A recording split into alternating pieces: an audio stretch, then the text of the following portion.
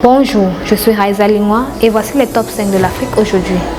Le président national du mouvement de la Renaissance camerounaise, le professeur Maurice Kamto, a annoncé lundi le retrait de son parti des élections législatives et municipales du 9 février 2020.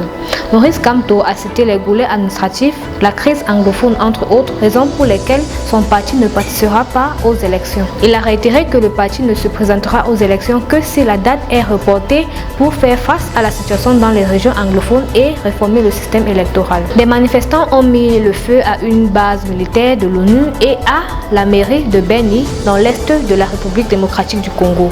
Les manifestants étaient furieux que les troupes de l'ONU et du gouvernement n'aient pas réussi à empêcher une attaque par une milice islamiste, les forces démocratiques alliées, l'un des nombreux groupes de miliciens opérant dans l'est de la République démocratique du Congo, une région riche en minerais, qui avait tué 8 personnes lors d'une attaque contre cette ville dimanche soir. Les Namibiens utiliseront mercredi des machines de vote électronique pour leurs élections présidentielles et législatives.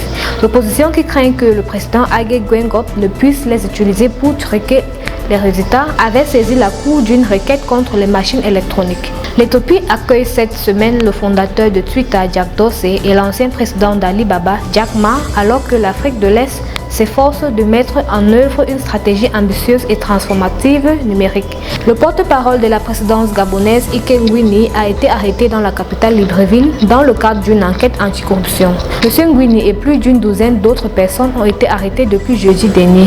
C'est tout pour aujourd'hui. Bonsoir.